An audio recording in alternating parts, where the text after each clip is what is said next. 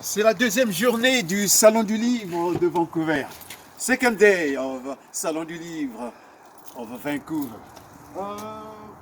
Aujourd'hui, je vais lire deux passages. Un passage pour la jeunesse et un autre passage que j'ai choisi pour les journalistes. Parce que les journalistes ont fait ma vie. Les journalistes ont fait mon élévation. Alors, il y a un passage que je vais lire pour eux parce qu'il y aura... j'aurai interview avec des journalistes. Et le passage que je vais lire avec les journalistes, attendez, je vais vous le lire tout de suite. Voilà, ça s'appelle le flamboyant francophone tiré du livre Francophonie comme en vôtre. Le français et la France sont dans ma chambre, dans notre maison, dans la cour de mes parents, dans nos manguiers, dans nos avocatiers et dans nos papayers. Je cueille la France d'une main et sa langue de l'autre. J'admire l'une et j'écoute l'autre. Mon père vient d'acheter une radio transistor et on se la dispute tous les soirs. À qui le tour? Qui va la prendre ce soir? Qui va l'écouter ce matin? Quand c'est son tour de la voir, j'attends qu'il dorme, qu'il ronfle pour que j'aille la dérober. Dérober est peut-être un grand mot. Que dis-je? Un gros verbe. Pourtant c'est bien le cas. Dès qu'il a un œil fermé, je me glisse doucement dans sa chambre et la lui vole. Me voit-il? Dort-il? Entend-il mon pas effleurer le sol? Il a l'autre œil à moitié ouvert et pourtant, il a l'autre oreille ouverte et pourtant, je me laisse partir avec la radio.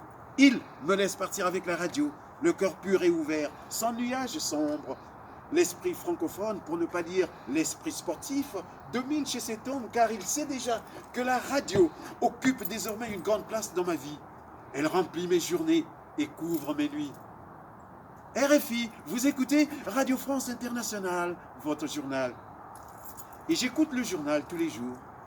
Le journal du soir, celui du matin et sans oublier bien sûr le journal Afrique qui parle du continent et de ses présidents, de ses dictateurs, de leur immense fortune et de leur coup d'État.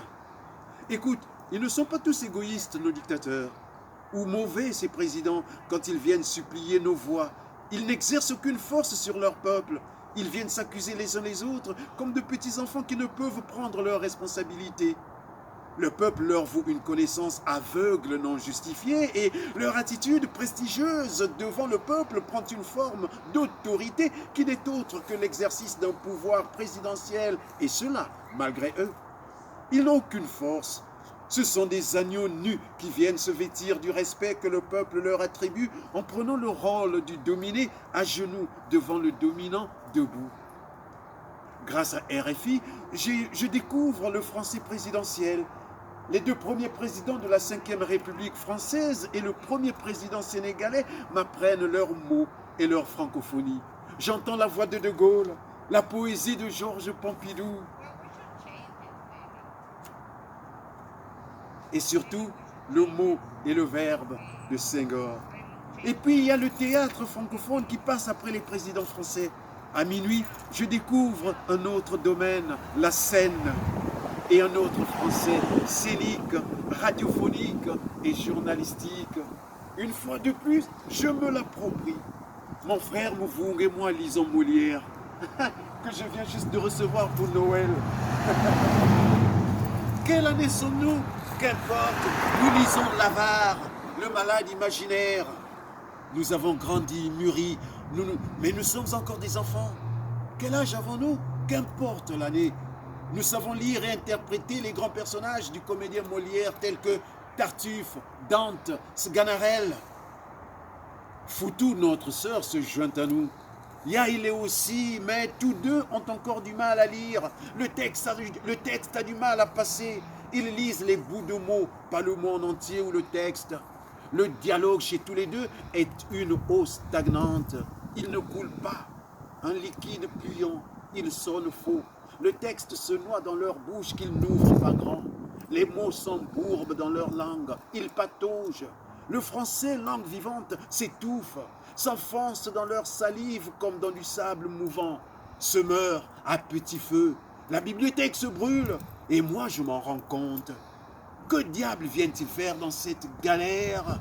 Il faut sauver les francophones et la francophonie. Protégeons le patrimoine culturel. Je veux à leur aide.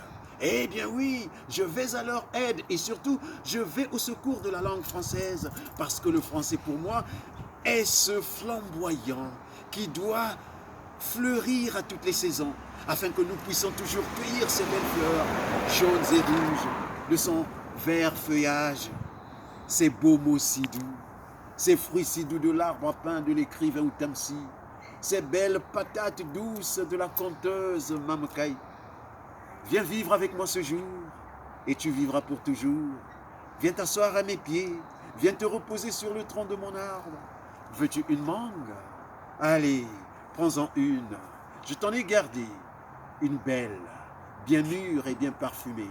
Déguste-en une. As-tu mangé? Non? Eh bien, voici la bouillie de manioc. Mon futur roi est servi, ma future reine est servie. Francophonie, comment? Voici un sou. Mon fils, va t'acheter du sucre et du lait. Prépare-toi du gari. Et viens, enfant. Allez, viens là. Je sais que tu es fatigué. Viens te reposer sur mes genoux. Je te raconterai les contes de ma francophonie avec ces beaux mots de la langue de Mamekaï, de Moine Mecaï, de Marguerite Duras, de Anne Desclos, de Rabelais et de André Gide, de Camus, de Stendhal, de Proust, de Corneille et de Ionesco, de Zola, de Marguerite Yourcenar et de Benoît Clout. J'en seras fasciné, francophoniquement, tout à l'heure au Salon du Livre de Vancouver. Salut et à bientôt!